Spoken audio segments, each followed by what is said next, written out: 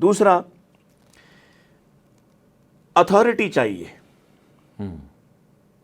جو میں سمجھتا ہوں کہ ابھی تک نہ صرف یہ کہ یعنی گورنمنٹ تو ہے اتھارٹی ان کے اوپر، لیکن گورنمنٹ بھی ان سے ڈرتی ہے. ہمارے جتنے بھی وفاق ہیں گورنمنٹ، چونکہ وہ فرقہ واریت کا ایشو آ جاتا ہے درمیان میں کہ اگر آپ نے لو سٹینڈرڈ بلو سٹینڈرڈ کسی، مثال کے طور پہ اہل حدیثوں کا آپ جو ہے وفاق، اس کو اگر آپ چیک کرنے آتے ہیں تو اگر آپ اس کو بلو سٹینڈرڈ پائیں تو اس کو کوئی وارننگ جاری کریں تو شاید یہ مسلکی ایشو بن جائے گا. کسی دیوبندی کو کہتے ہیں یا بریلوی کو کہتے ہیں تو وہ اس کو مسلکی ایشو بنائے گا اور کہے گا کہ گورنمنٹ اس کو بند کرنا چاہ رہی ہے. اتھارٹی چاہیے. گورنمنٹ نہیں چیک کر پا رہی تو نیچے کم سے کم یہ جو انڈیپینڈنٹ ادارے ہیں، یہ جو وفاق حائجات ہیں، ابھی مزید بھی انہوں نے ایڈ کی ہیں، یہ خود ایک اتھارٹی بنے اور ہر کوئی اپنے گھر میں مدرسہ نہ کھولے. اس کی کوئی ایس او پیز ہونی چاہیے، اس کا کوئی طریقہ کار ہونا چاہیے. وہ جب طریقہ کار کے مطابق لوگ آئیں گے اور کوئی سلیکشن ہو جائے، کوئی سلیکشن بورڈ ہو جائے کہ اگر ایک آدمی مدرسہ کھولنا چاہتا ہے تو پہلے تو ایسی بلڈنگ اس کے پاس ہوگی. آپ نے بڑے اچھے اچھے اداروں میں کام کیا ہے، آپ تصور کر سکتے ہیں کہ پنجاب کالج یا بیکن ہاؤس یا فلاں فلاں جو مختلف ادارے ہیں، ہم چلیں نام آگے ایک دو دن میں، تو کیا یہ اپنی برانچ کسی ایسے شخص کو کھولنے دیں گے جس کے پاس 5 مرلے کی بلڈنگ ہو؟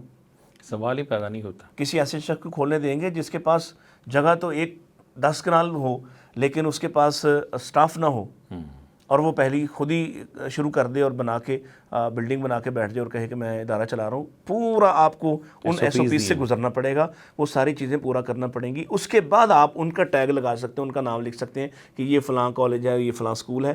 پھر آپ کو اس کی برانچ ملے گی اور پھر اس کے ساتھ بھی آپ کو طے کرنا پڑے گا کہ یہ پیسے میں جو کماؤں گا اس میں سے آپ کا کتنا حصہ ہوگا، یعنی اس اتھارٹی کو اس کو شیئر جائے گا. تو کیا اس بنیاد پر وفاق نہیں کر سکتا؟ مسائل حل ہوں گے نا. کہ اگر آپ کہیں کہ بھائی پہلی بات ایس او پیز یہ ہیں، یہ سٹینڈرڈ پورا کریں، پھر مدرسہ کھولنے کی اجازت ہوگی.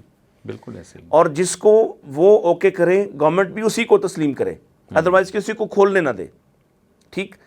دوسرا، جب وہ کھل جائے تو وہ فیس لے لوگوں سے. لوگ کیوں نہیں مذہبی تعلیم دلوائیں گے. وہ فیس لے لوگوں سے اور فیس لے کے پڑھائے. اچھا، پھر ایک ایشو آئے گا کہ وہ بہت سے لوگ ایسے ہیں جو فیس نہیں پے کر سکتے.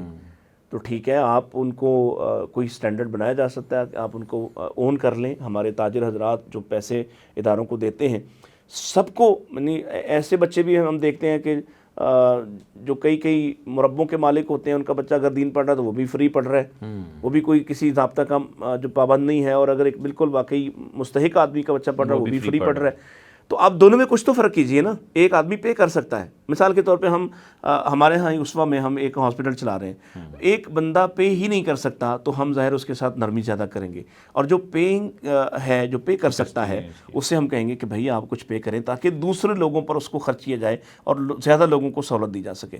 تو کوئی اس طرح کا سٹینڈرڈ آپ بنائیں کہ ایس او پیز کے مطابق آپ کے ادارے کھلیں. پھر اس میں جو سلیکشن ہے وہ آپ کی جو اتھارٹی ہے، وہ جو وفاق ہے وہ کرے اور وہ چیک اینڈ بیلنس رکھے. رزلٹ ان کے پاس جائے جو کوارٹرلی ہے یا 6 ماہ کے بعد ہے یا سال بعد ہے. آخری امتحان وہ نہ لے، بلکہ ہر امتحان ان کی نظر سے گزر رہا ہو. تو آپ دیکھیں گے کہ یہ سٹینڈرڈ بہتر ہو جائے گا انشاءاللہ.